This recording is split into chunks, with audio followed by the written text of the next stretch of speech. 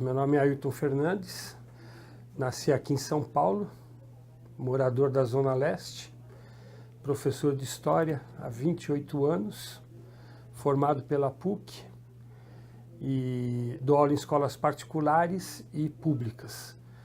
E desde 1995 sou diretor do Sindicato dos Professores de São Paulo, que agrega os professores das escolas particulares aqui de São Paulo. É uma categoria que tem por volta de 38, 39 mil pessoas. Na nossa base de associados nós temos 25 mil. A primeira pergunta é sobre esse simbolismo do ano de 17. No mundo ocorre a Revolução Russa, está desencadeada a Guerra Mundial, a Primeira Guerra Mundial, e no Brasil, um dos fatos mais notórios é essa greve 17. Você apontaria alguma conexão entre essa realidade externa e a local? A greve de 17, ela explodiu aqui na cidade de São Paulo, mas sem a influência da Revolução Russa. A Revolução Russa estava acontecendo naquele momento. Ainda não havia uma ligação direta entre o que acontecia na Rússia, a movimentação política que acontecia lá e o que aconteceu aqui em São Paulo.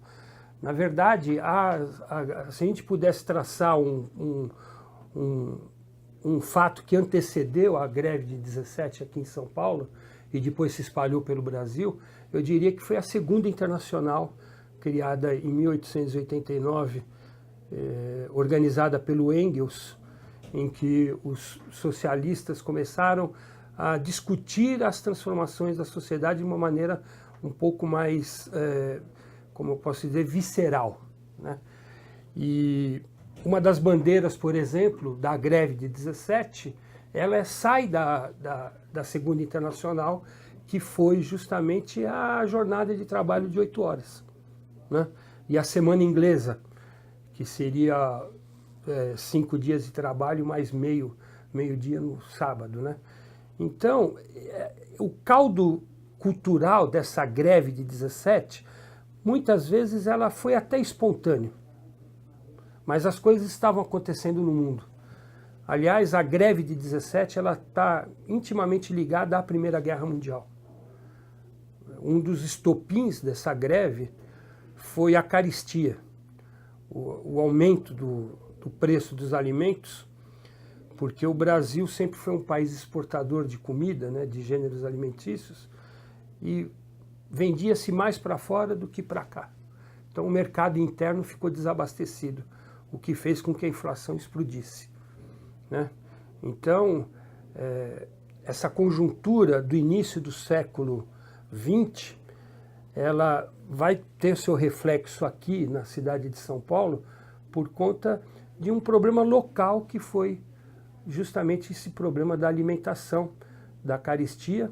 E é lógico, né, os grupos anarquistas, os trabalhadores que começavam a se organizar naquele momento, observaram nessa conjuntura uma possibilidade de avançar, né, na busca de direitos. Daí a greve, né? E que Brasil que é esse? Quem que é o trabalhador brasileiro? Qual a mão de obra que está em formação nesse período? Olha, o Brasil é um país agrário, com grande parte da sua população morando no campo ainda. Nós tínhamos recentemente abolido a escravatura. Esse é um país que está começando a engatinhar na sua industrialização, aqui em São Paulo. E é um país que está recebendo muitos imigrantes. Esses imigrantes, que desde meados do século XIX aportaram aqui em São Paulo principalmente, eles vieram para trabalhar no campo majoritariamente. Inclusive até mesmo para substituir a mão de obra escrava. Porque em 1888, quando foi assinada a Lei Áurea, uma pequena parcela da população negra ainda era escrava. A grande maioria já tinha sido, de uma maneira ou de outra, libertada. Então esses trabalhadores europeus, principalmente, espanhóis, e daqui a pouco a gente vai falar do José Martinez, né? os espanhóis, os italianos, muitos portugueses, alemães, eles vinham para trabalhar no campo. Ocorre que a cultura autoritária do Brasil, essa cultura que persiste de uma elite retrógrada, sempre foi retrógrada a nossa elite, nós nunca tivemos uma revolução burguesa aqui no Brasil que efetivamente criasse um mercado consumidor interno. A elite brasileira sempre foi muito retrógrada, porque é baseado no coronelismo, né? Esses operários não, essa massa de imigrantes que veio trabalhar no campo, eles eram tratados como escravos. Eles chegavam endividados, muitos iam morar e dormir nas senzalas e recebiam inclusive castigos corporais. Então, há uma fuga do campo para a cidade. Uma parte desse operariado que vai se formar nos grandes centros urbanos, ele traz em si a revolta desse coronelismo que ele observou no campo. A coisa chegou a ser tão grave que países proibiram a imigração para o Brasil. O imperador alemão baixou o decreto impedindo que os alemães imigrassem para o Brasil. Tais eram os relatos de maus tratos que aqui existiam.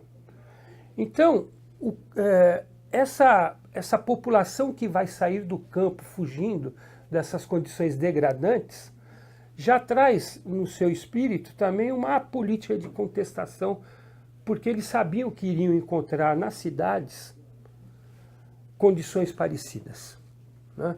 Mesmo porque as primeiras indústrias de São Paulo, tirando dos imigrantes, dos grandes imigrantes como o Matarazzo e o Crespi, mas eram produtores de café que tinham capital, já o capital inicial, e começaram as suas fábricas aqui. Então, como que é esse operariado? É um operariado formado por pessoas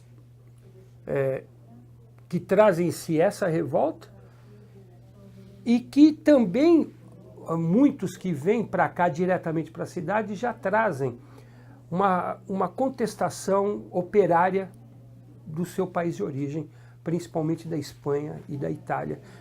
Principalmente mais a Itália ainda, porque a Itália já estava começando a se industrializar mais do que a Espanha e que Portugal, né? Mas você diz que eles trazem essa contestação? Organização. Organização operária.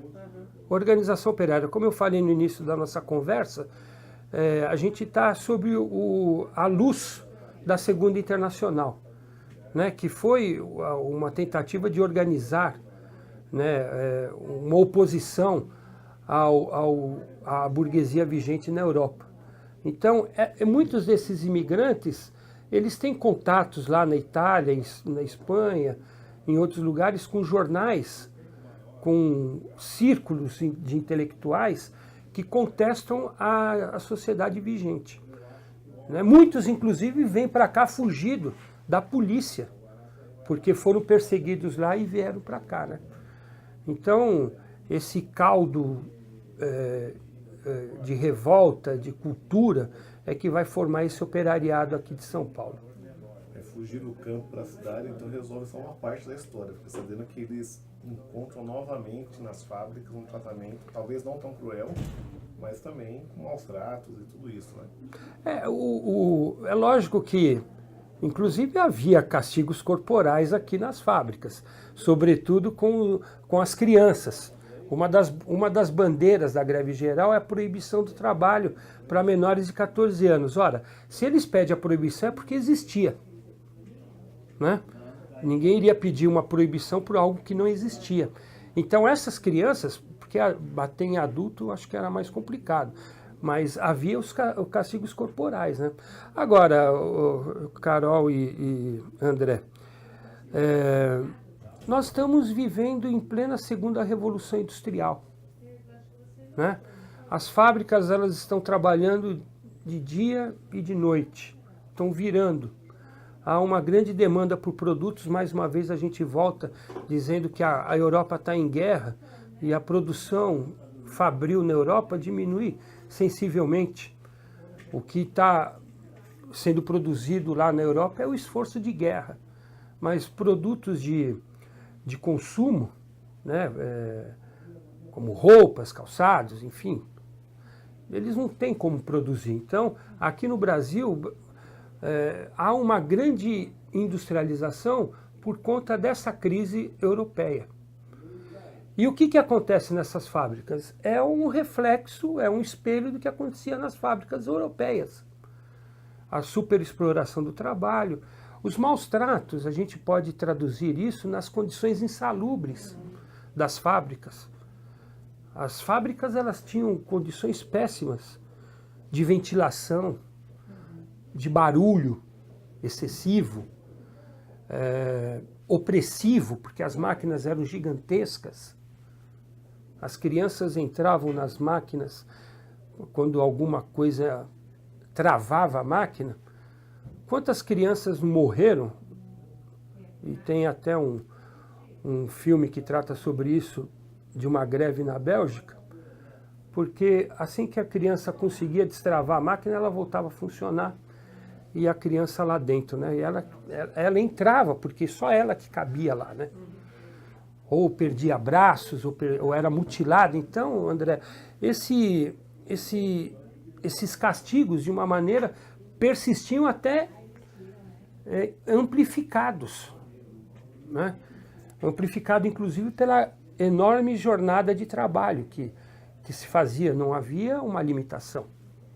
Então, era muito comum o trabalho de 12, 14 até 16 horas, né? Ocorrido algumas greves antes, em 1905, 6, 7, nenhuma geral, nenhuma com essa dimensão.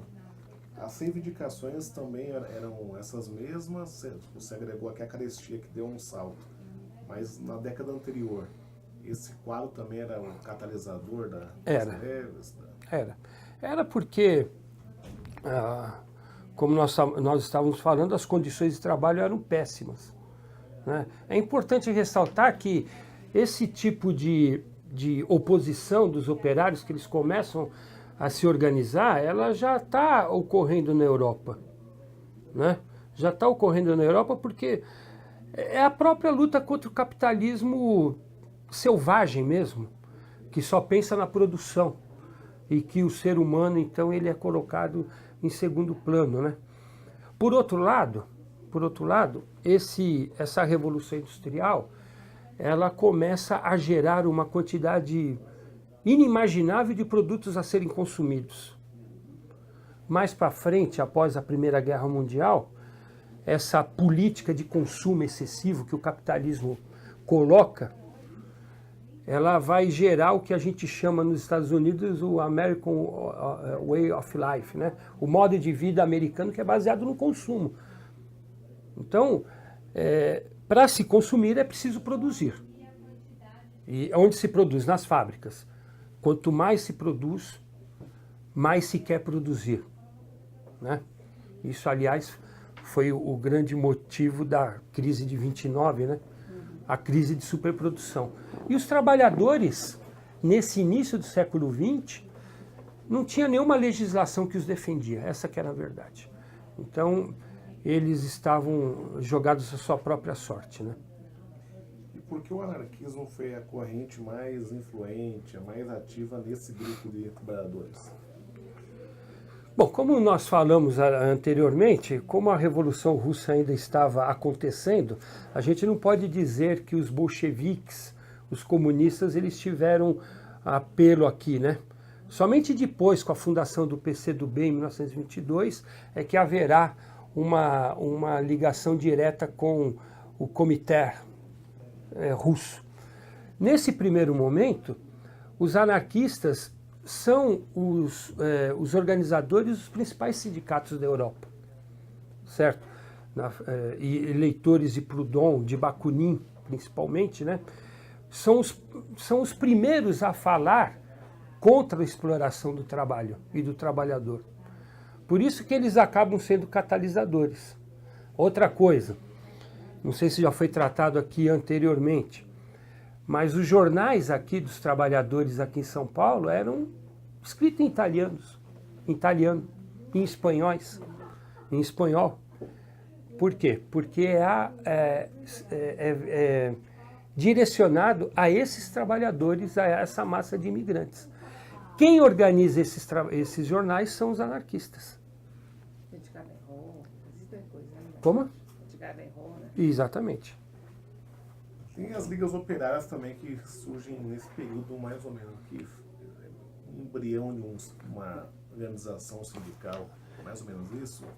É interessante que o Thompson, que foi um grande escritor inglês, quando ele fala sobre a formação da classe operária inglesa, ele fala que os sindicatos eles começaram a surgir quando fazia-se uma espécie de vaquinha para enterrar algum membro da organização deles, a local, porque a situação era tão precária que eles não tinham nem como enterrar as pessoas. Então, começou-se a fazer um caixa para poder socorrer famílias quando elas tivessem necessidade.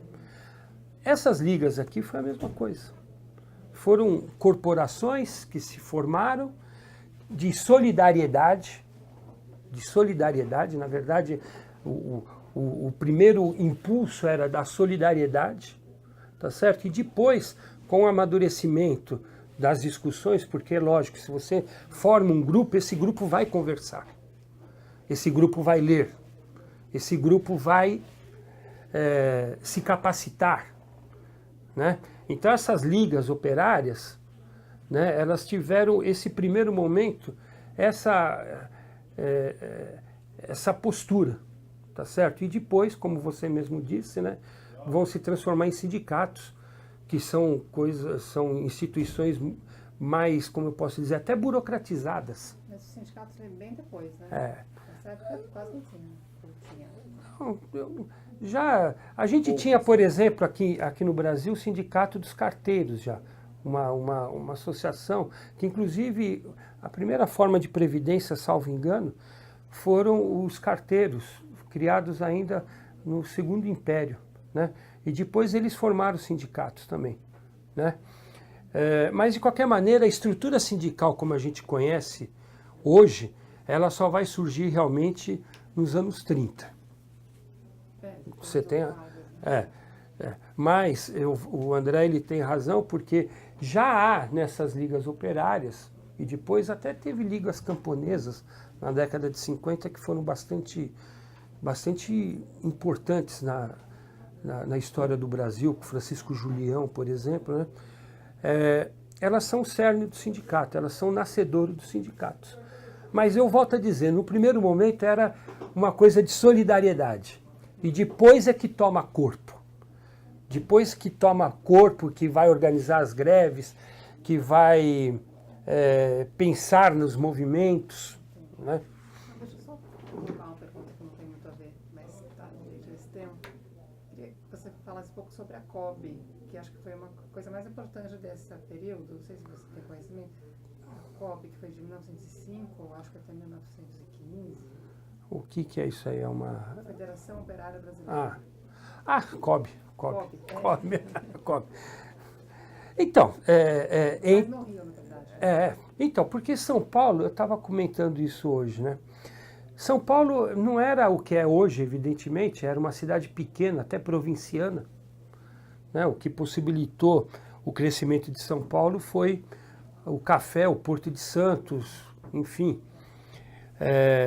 O movimento mesmo, o mais organizado, estava na capital do país, que era o Rio de Janeiro, como a COB, que é uma confederação. Então, mais uma tentativa de organizar, dar uma liga a esses trabalhadores, né? É importante ressaltar o seguinte: por que há confederações, sindicatos? Porque precisa ter gente que organize, né? As lideranças sindicais, em qualquer época, não podem, tem que ter um tempo de ócio para organizar. Quando eu digo ócio, estou falando ócio produtivo, né? Para pensar, para organizar, para escrever, para ir visitar o operário, para ir na porta da fábrica. Ele trabalhando, ele não consegue. Então, as primeiras organizações sindicais como essa que você citou, Carol, que é a Confederação Operária Brasileira, né? Ela tinha essa possibilidade. E, mais uma vez, faz-se um caixa, cada um dando uma cotização, tá certo? Para que as pessoas possam ter como se movimentar, né? Então, de fato, você tem razão, a COB foi uma das primeiras organizações operárias brasileiras. Dessa época foi uma das... Bom, a mão de obra nessas fábricas aqui de São Paulo, em 17, que a gente está se referindo aqui, uma mão de obra majoritariamente feminina, muitas mulheres. Como elas se organizam, como elas vão para a luta nesse momento? Então, justamente, né, eu estava conversando com algumas pessoas sobre esse tema e um grande amigo me falou que a companheira dele está fazendo uma pesquisa nesse corte. A mulher na greve de 1917. A Poliana Alves está fazendo essa pesquisa na PUC, com orientação da professora Vera Lúcia. E, evidentemente, ela está fazendo o estudo ainda, não é conclusivo, mas numa conversa que eu tive com ela me relatou que a mulher, como você mesmo disse, era majoritária, mesmo porque a maioria das fábricas eram de tecelagem, produção de roupas, né, em grande quantidade. Mas a mulher, além de sofrer a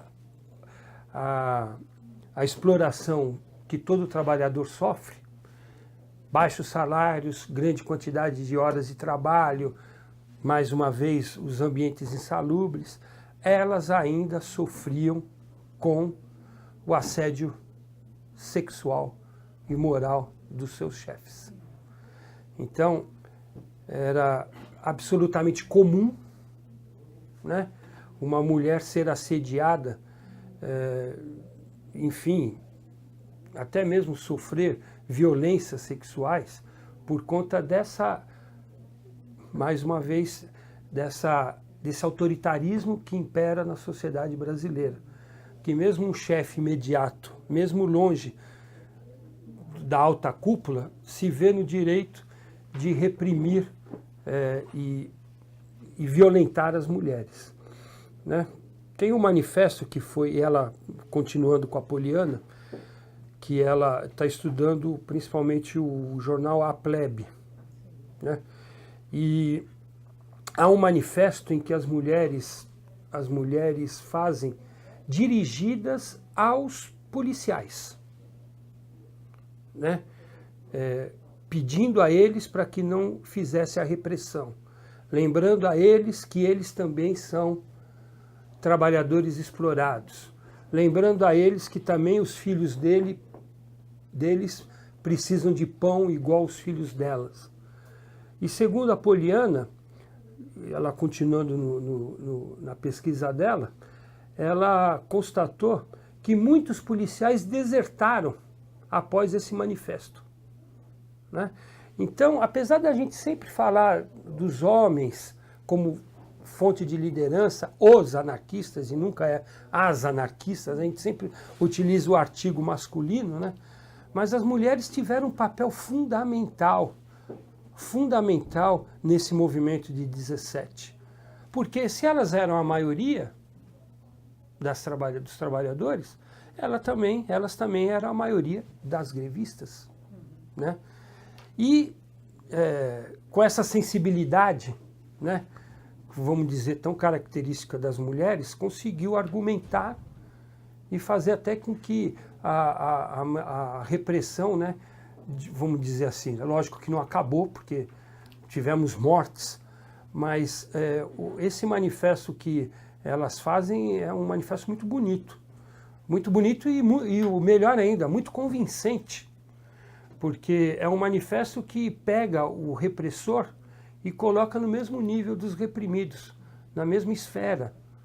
Lógico, né? A gente sabe que em qualquer estado a polícia tem um papel de repressão, é essa a função principal da polícia. Todo mundo diz que é para garantir a ordem.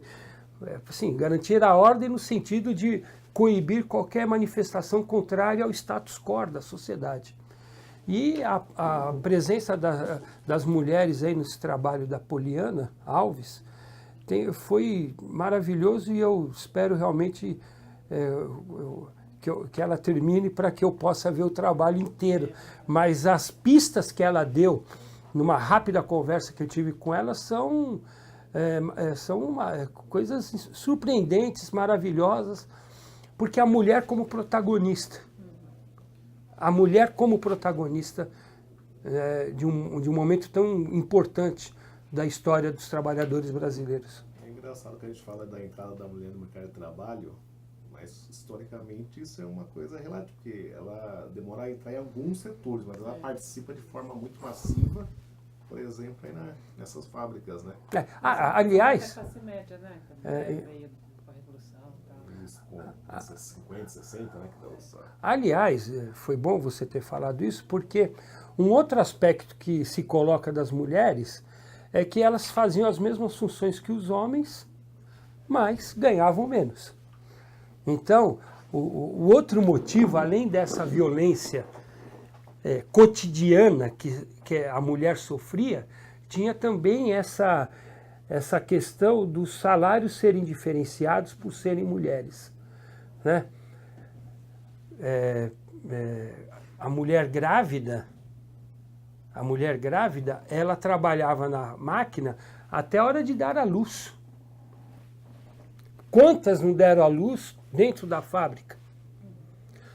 Após o resguardo, como diziam os antigos, ela tinha que voltar a trabalhar porque o salário fazia falta. Não havia nenhuma proteção.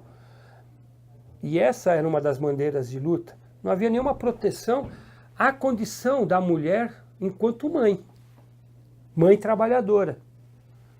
Então, essa perspectiva do respeito ao trabalho feminino, da maternidade, também foi uma das bandeiras dessa greve de 17. E muitas levavam até o bebê junto no trabalho. Sim, precisava amamentar. Agora você consegue imaginar, muito bem lembrado, você consegue imaginar uma criança num lugar insalubre como aquele que a gente estava retratando há pouco, porque ela tem que amamentar a cada 3 horas, vamos dizer assim, né? E ao amamentar também, né, perdia minutos de trabalho, de certo era até descontada em muitos casos, né? E por que essa greve rompe no cotonifício Cresp? Por que ali se deságua essa confusão? Eu acho que ali, aqui no Cambuci, né? Era aqui no Cambuci, no Largo da Concórdia? Não, no Glicério, eu acho. Bom, No Brás. Mais pro Brasil. Aí, os nossos relatos aqui, assim, é que ali o Cresp, ele era particularmente mais autoritário que o normal. Comparado com o Jorge Street, por exemplo, ele era muito mais radical. Mas a partir dali é que o movimento vira um eixo do movimento, né? Vira um ponto de... Então, o grande grau da revolta também, ali em toda essa exploração, é esse autoritarismo. Agora, veja vocês, nas indústrias Matarazzo também havia um autoritarismo, tanto que a greve não chegou inteira nas indústrias Matarazzo, porque ali o chicote estalava, né? E é interessante que o Cecílio Matarazzo, ele é cantado e decantado como um patrono das artes, mecenas das artes, né? E fazia isso com seus trabalhadores. Eu penso, André, que a resposta para a sua pergunta é essa que você mesmo deu. Esse autoritarismo exacerbado do Cresp, tá certo? Que trouxe, ele era... Aliás, o Cresp e o Matarazzo acaba com o mito, né, do self-made man, aquele que se faz sozinho, porque dizem que a lenda que eles vieram pobres para cá e enriqueceram aqui trabalhando em grande quantidade. Nada disso. Pessoas de posses na Itália, na Europa, observando o início da guerra, ou os rumores, os canhões já começando a troar na Europa, pegaram suas fortunas e vieram para a América, tanto aqui no Brasil quanto nos Estados Unidos, né? Então, mas eles trazem também um ranço autoritário de lá, porque lá eles eram capitalistas. E no caso do Cresp aqui, realmente a coisa chegou a um ponto extremado, principalmente porque ali no Cresp os trabalhadores faziam muitas horas extras e não recebiam. Essa quantidade de horas extras excessivas não recebidas, e a qualquer reclamação, a qualquer pedido era reprimido, demitido até, né? Fez com que a coisa estourasse primeiro lá no CRESP, porque ali a coisa tinha esse problema a mais, né? Esse agravante. Desse agravante. E dos têxteis, a greve vai se espalhando por outras categorias, né? Ela começa nos têxteis, mas vai ganhando corpo com o passar do tempo. Cervejarias, né? Comércio, né? A cidade para. A cidade para. Uma greve geral. É uma greve geral. Vou me permitir citar um outro livro aqui. O Roberto Pompeu de Toledo, ele escreve no livro A Capital da Solidão, um belíssimo livro. Ele fez uma pesquisa muito boa, um material muito rico na Biblioteca Mário de Andrade. Ele relata isso, né, nos agradecimentos dele, mas ele fala que efetivamente a greve se espalhou pela cidade inteira, parando tudo, inclusive os transportes. Eu acho que é o outro livro dele, não é? É o Capital da Vertigem. O da Solidão é o que ele escreve da fundação de São Paulo até em 1900, não é isso? Não, ele vai até a Semana de Arte Moderna de 22. A última cena do livro é a Sarah Bernard tendo vamos dizer assim, um romance com o Mário de Andrade. É a Capital da Solidão. Depois ele faz a Capital da Vertigem, que é da Semana de Arte Moderna até 1954, que é o 4º centenário. É um belíssimo livro. E o Roberto Pompeu de Toledo é uma pessoa, que, vamos dizer assim, ele escreve ou escrevia pelo menos, para um periódico conservador, que é a Veja, quer dizer, é uma pessoa isenta, né? Isenta. Ele não apenas diz que a greve parou a cidade de São Paulo, como ele descreve até com uma certa simpatia esse movimento. Assim como um ato heróico dos trabalhadores. Esse capítulo do livro me marcou bastante. Na verdade, na época também houve uma simpatia, já que foi uma simpatia, a greve, uma solidariedade dessas camadas médias, né, começa a tomar um vulto, né? Então, é que a gente começa a ter, é muito bom essa conversa, porque a gente começa a ter uma elite pensante. As pessoas estão estudando, já tem a universidade, a Faculdade de Direito Largo de São Francisco, você tem ali pessoas pensando, por mais conservadora que possa ser, mas você vai ter vertentes de todos os tipos ali, né? Começam a surgir as primeiras faculdades, o Mackenzie já existe, né? Colégios de classe média, média alta, né? Agora não precisa mais ir para a Europa para estudar, como era comum na época do Império. Aqui mesmo já começa a ter um culto à cultura, que inclusive vai depois acontecer a Semana de Arte Moderna de 22, por conta desses intelectuais que estão pensando, desses artistas. E já que nós estamos falando de artistas, a Tarsila do Amaral. A Tarsila do Amaral, o quadro mais significativo dela é o quadro onde ela mostra o operariado brasileiro, né? Então, está havendo uma efervescência cultural aqui. Então, isso provavelmente fez com que essa classe média, vamos dizer assim, que tem acesso a livros, a bibliotecas, a discussões, a sarais, né? A saraus, né? Sarais, aí, vocês vão me perdoar o português, mas faz com que haja essa discussão e essa simpatia pelo movimento, né? E é um momento também em que o Brasil está se voltando para si, tá criando uma identidade nacional, né? Tupi or not Tupi, né? Então, eu acho que essa simpatia da classe média aos trabalhadores vem por conta disso, dessa discussão intelectualizada até. Uma coincidência é o ano também da exposição da Anita Malfatti, essa que desencadeou a confusão com Monteiro Lobato. Isso. Paranoia e mistificação, né? É.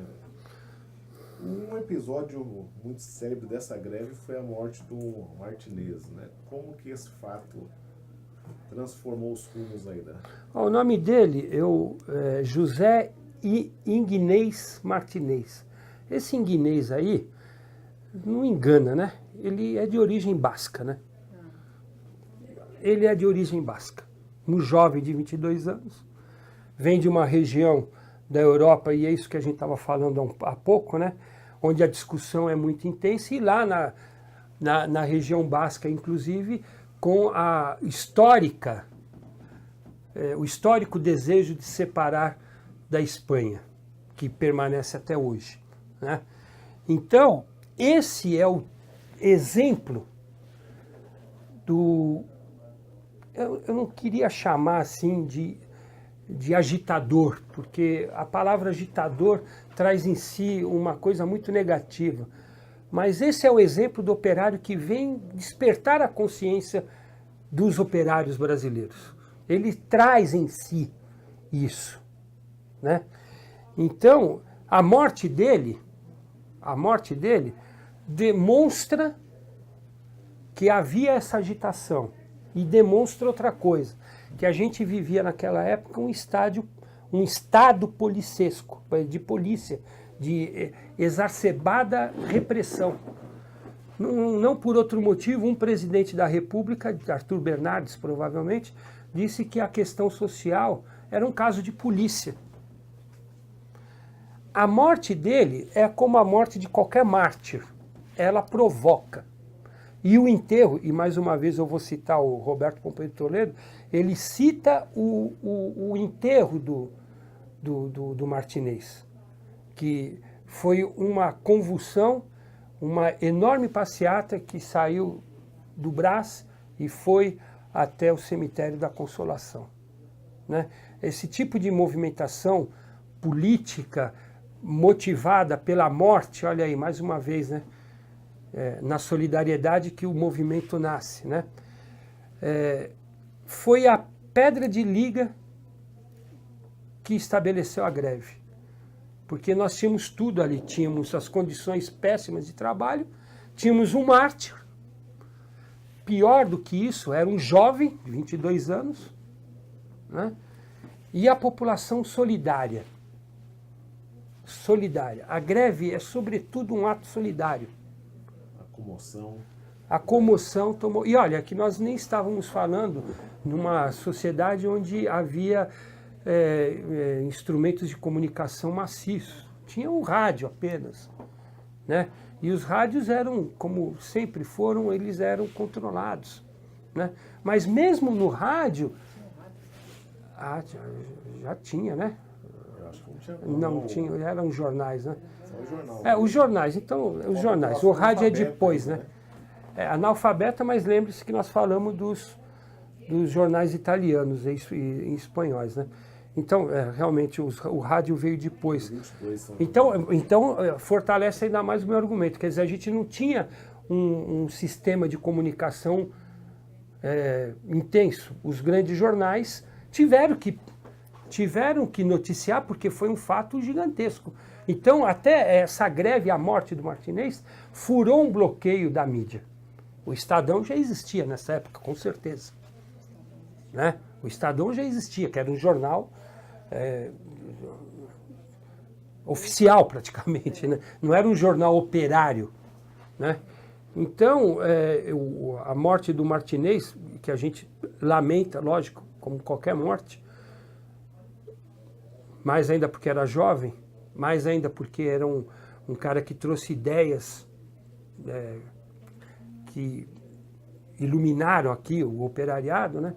Mas essa solidariedade desembocou na greve geral de 17. Esse movimento aí se espalhou, inclusive lá no meu bairro, na Penha, que só escapa um pouco, porque a Penha era muito distante, muito distante. Ainda hoje mas naquela época era muito mais distante. Teve ecos da greve lá. Então, mas, pelo que a gente tentou lembrando, várias pessoas morreram nessa greve. Sim. O controle italiano contabilizou 100 pessoas. Não sei se é verdade. Sim, é perto disso. Inclusive, deve ter mulheres também, como você falou, teve uma grande participação. E por que, mesmo tendo morrido tantas pessoas, ficou um mártir? Porque foi o primeiro, talvez, né?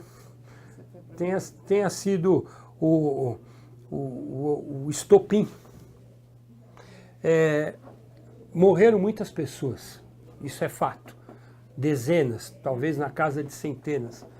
Mas a morte do Martinez ensejou esse funeral, esse féretro, esse acontecimento.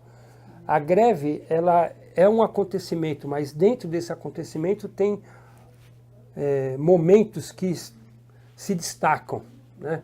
Então a morte do Martinez, ele foi esse momento de destaque, né? E lamentavelmente também, né? Lamentavelmente, é triste falar isso, mas depois, como as mortes ocorreram em quantidade, elas também acabaram não tendo a relevância que deveria ter cada uma dessas mortes. Não teve essa relevância. O Martinez teve por conta de toda essa movimentação. Infelizmente, aliás, a gente nem sabe o nome dos outros que morreram, né? Mas a gente sabe que teve mortes. No Largo da Concórdia, teve confrontos bastante violentos, né? Mas eu ficaria nessa resposta aí, a relevância do fato dentro do fato. Desencadeou, né? Exatamente.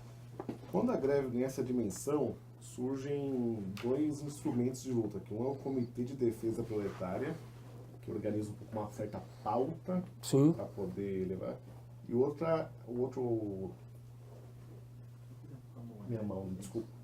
outro instrumento é a Comissão de Imprensa, que aí reúne o Estadão, que você falou, o jornal italiano, a Fanfula, né? Tem Sim. todos esses órgãos que começam a ficar um pouco como na intermediação. Essa peculiaridade ajuda o movimento, dá esse gás para chegar a uma certa vitória? Então, a imprensa teve um papel importante nesse momento aí, que fez o meio de campo, né? Porque como o governo, ele era, mais uma vez, ele achava que questão social era uma questão de polícia, não havia nenhuma forma de negociação, né? O que os trabalhadores queriam? Reajuste nos salários, melhores condições de vida, de trabalho. E graças à imprensa, como você mesmo acabou de falar, né, inclusive o Estadão, né, e outros órgãos de imprensa também que se colocavam na época, eles conseguiram o reajuste de salarial, né? Mas o avanço, assim, foram vitórias pontuais. A gente só vai ter mesmo vitórias efetivas quando é publicada, é feita a consolidação das leis trabalhistas. O que são as consolidações das leis trabalhistas? Na verdade, são várias legislações que são colocadas num documento só, porque havia algumas categorias que já tinham conquistado algumas coisas, como férias, por exemplo, jornada de trabalho, como a regulamentação do trabalho infantil, como talvez até licença, né? Em algumas categorias tinham conseguido licença, maternidade, não do jeito que a gente tem hoje, mas o problema da mulher de dar à luz já tinha sido, em algumas categorias, já tinha sido resolvido. Então, o que o Estado Novo faz é pegar essa legislação que estava solta, tá certo? Para algumas categorias, né? O Lira Neto, quando ele escreve sobre o Getúlio Vargas, ele tem um capítulo muito interessante sobre isso, ele relata como que foi feita essa CLT. E é lógico que incorporaram-se outras leis para todos os trabalhadores, né?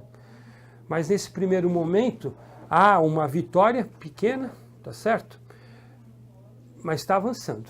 Só uma coisa que eu vou retornar um pouquinho, a greve de 17 ela não teve influência bolchevique, mas a greve de 19 teve, tá certo? Então, esse pequeno avanço de 17 não foi suficiente. Nós tivemos outros movimentos paradistas mais para frente. O mais significativo depois de 17 foi de 19. Aí sim, já com a influência da União Soviética, dos bolcheviques, né? Então, eu penso que os trabalhadores, nesse momento histórico, ele é muito rico porque o trabalhador passa a ser protagonista da história. Quando o trabalhador cruza os braços, ele fala, olha, eu sou importante para o capitalismo. Por quê? Porque o cruzar os braços significa parar a produção. Não há capitalismo sem produção e sem consumo. Esse é a justificativa maior das greves. Eu continuo achando que é o único instrumento de pressão dos trabalhadores. E esse é o saldo político da greve de 17, além das conquistas pontuais, tudo uma conscientização mais avançada de classe. Exatamente. O trabalhador, ele se vê como sujeito histórico. Mais uma vez eu volto a dizer, a pessoa que trabalha 8, 10, 12 horas, 14 horas, ela é alienada do trabalho. O Marx trabalha esse conceito, né? Ele não sabe da sua importância histórica, né? E esse movimento fez com que o trabalhador percebesse a importância histórica dele, enquanto sujeito histórico. Enquanto sujeito histórico. A greve de 17 foi fundamental para o Brasil. Inclusive para começar a criar um Estado de Direito. Um Estado de Direito democrático. Que agora estão colocando em risco. Que agora 100 anos depois, eles estão, mais uma vez, essa elite tacanha que a gente tem, autoritária, coronelista, está desmontando. A greve de 17 coloca o trabalhador como sujeito da história. Porque o movimento paradista foi o sinal, a mensagem que os trabalhadores estão dando, que o sistema precisa dos trabalhadores para funcionar. Sem trabalhadores não há sistema. Foi a primeira grande greve relevante na nossa história, você diria? Foi. Eu até penso que a gente só vai ter algo parecido com as greves do ABC nos anos 70. De movimento social, eu penso que a gente só vai ter algo parecido com as greves dos metalúrgicos do ABC nos anos 70. Que tem uma dimensão social. Que tem uma dimensão social e histórica. Tem uma dimensão social e histórica. E, mais uma vez,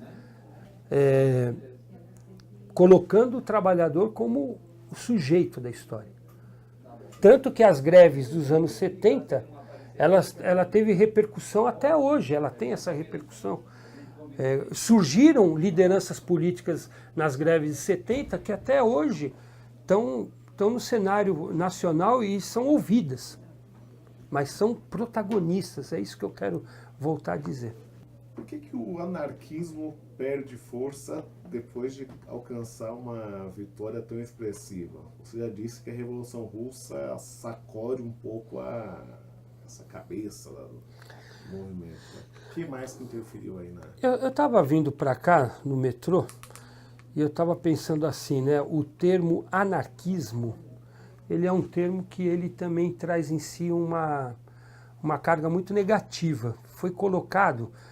E até quando a gente era criança na escola, quando a sala estava bagunçada, a professora chegava e falava, que anarquia é essa, né? Está anarquizando, né? Quem conhece o movimento anarquista sabe da importância dele na formulação de ideias, da superação, da liberdade. O anarquismo é libertário. Não há como não ficar simpático ao movimento que prevê, se fosse possível, utópico, né? Se não fosse tão utópico, prevê a liberdade humana na sua maior amplitude. Só que os anarquistas, como nós falamos, eles acabaram caindo numa armadilha, né? A greve, depois que passada, foi colocada como uma balbúrdia social, uma bagunça social, né? E aí ficou essa carga negativa da palavra anarquia na população em geral, na população média, né? Isso é uma coisa. Outra coisa foi a vitória dos bolcheviques na Rússia. E a gente estava falando da Segunda Internacional, que, embora os anarquistas eles fossem minoritários na Segunda Internacional, eles deram um pouco o tom da discussão, da organização. Mas na Terceira Internacional eles foram expulsos. Inclusive, e aí pelos bolcheviques. Não vamos, né? Havia uma disputa política, uma distensão entre dois grupos que no começo estavam juntos. E um grupo, que é os anarquistas mais minoritário, talvez até menos organizados do que os bolcheviques, os comunistas, em 1922 é fundado o PCdoB, Partido Comunista Brasileiro. Né? Mas observe essa partícula, do B, depois que houve a mudança. Né? Do B por quê? Porque a matriz era em Moscou, e aqui era uma seção. Né?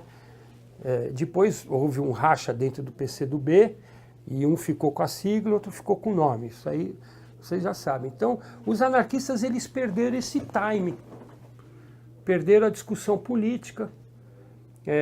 Por outro lado, foram pulverizados pelo preconceito, né? Pela polícia. Quantos anarquistas, e isso é relatado, quantos anarquistas italianos, espanhóis foram presos e deportados, assassinados, executados pela polícia. Né? Então, os anarquistas eles perdem esse debate por conta dessa conjuntura aí. Mas não há como não simpatizar com uma filosofia que prega a liberdade plena, né? Não há como não, né? Qual contraponto dá para fazer entre aquela situação de 17 do século passado e a 17 desse século aqui atual?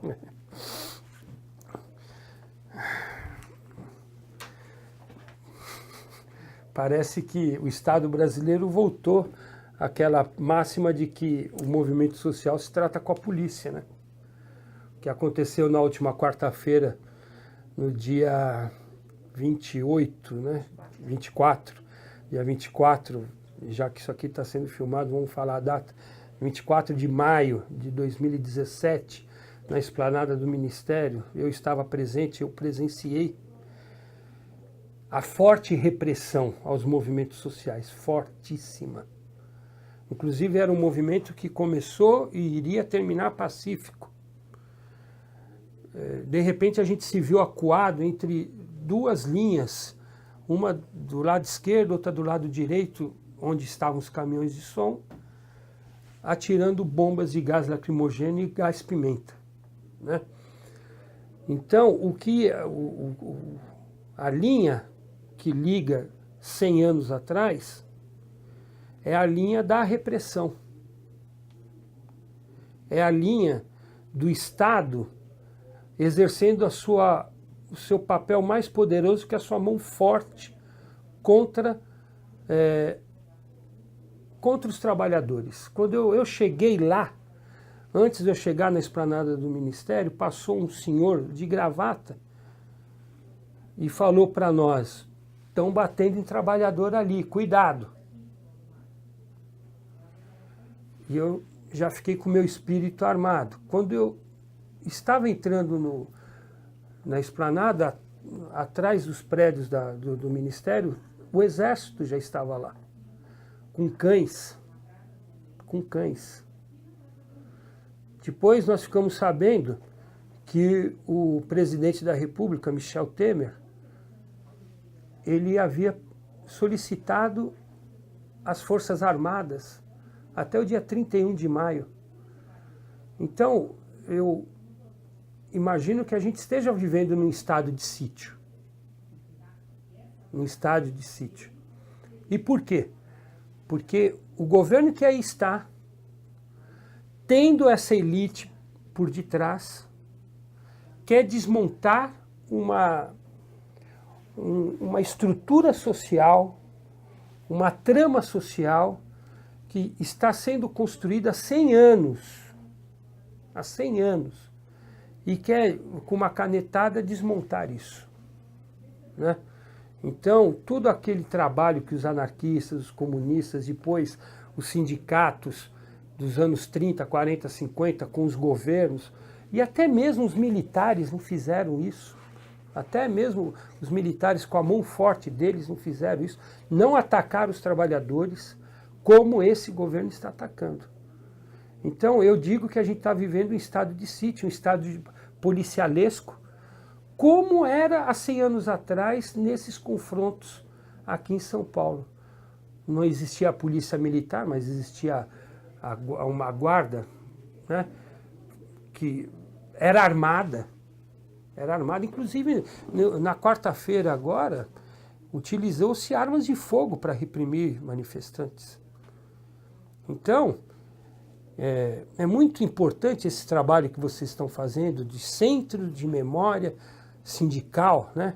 Para a gente pontuar isso. O que está acontecendo hoje nesse país é um desmonte de uma teia social que foi criada para proteger o trabalhador. Você acha que a situação do trabalhador hoje, em comparação com aquela, de 100 anos para cá melhorou, não há dúvidas. Não há dúvidas. Nós mesmos estávamos discutindo a redução da jornada de trabalho, o estabelecimento de um salário mínimo. Tá certo, a gente sabe que o salário mínimo ele é uma falácia. Ele inclusive é ilegal porque ele não dá conta daquilo que a lei determina, mas ele existe. Ele existe. E até nos últimos anos ele foi até valorizado, subiu mais do que a inflação, ele foi um pouco valorizado, mas é insuficiente, a gente sabe. Mas mesmo ele sendo insuficiente, é melhor do que não tê-lo. Porque em 1917, a negociação era direta com o patrão, e o patrão pagava o que ele bem entendia. Pagava o que bem entendia e na primeira reclamação você perdia o seu sustento. A gente sabe que não existe nada pior para a economia ou para uma pessoa do que o desemprego, né? Tem gente, e é verdade isso, tem gente que a única coisa, que diz que a única coisa que se compara ao impacto psicológico, ao desemprego, é o luto. Quando alguém querido falece e você fica enlutado. É o mesmo impacto psicológico que tem o desemprego. Então esses trabalhadores de 17 não podiam reivindicar porque ficavam desempregados. Hoje existem salvaguardas. Essas salvaguardas a gente não pode perder. A gente não pode, o trabalhador não pode negociar diretamente com o patrão. Não pode. Não pode. Não pode, porque ele vai ficar acuado. Ele vai ficar acuado. Eu vejo isso no sindicato, no dia a dia. Como os professores são tratados por alguns empresários da educação. Se não fosse o sindicato para intervir, por exemplo, uma coisa que eu tenho me debatido muito ultimamente no sindicato é o assédio moral. Ora, o trabalhador ele não tem condições o trabalhador individualmente ele não tem condições de evitar isso. O sindicato serve para isso. É a voz do trabalhador, né? Então, respondendo a sua pergunta, André, de maneira assim bastante direta, eu estou achando que nós estamos jogando no lixo 100 anos de história. Com essa postura desse governo aí, que é ilegítimo, tá certo? As atitudes dele são ilegítimas, porque quando ele foi eleito, é verdade, ele foi eleito, junto com a Dilma Rousseff, ele foi eleito, mas foi eleito para defender um programa que ele defendeu, para pôr em prática um programa que ele defendeu. Porque o programa de 2014 foi construído por ele também. E o que ele está fazendo é ir diametralmente oposto àquilo que ele defendeu. Ou seja, é um estelionato eleitoral. O que ele está fazendo é um estelionato eleitoral.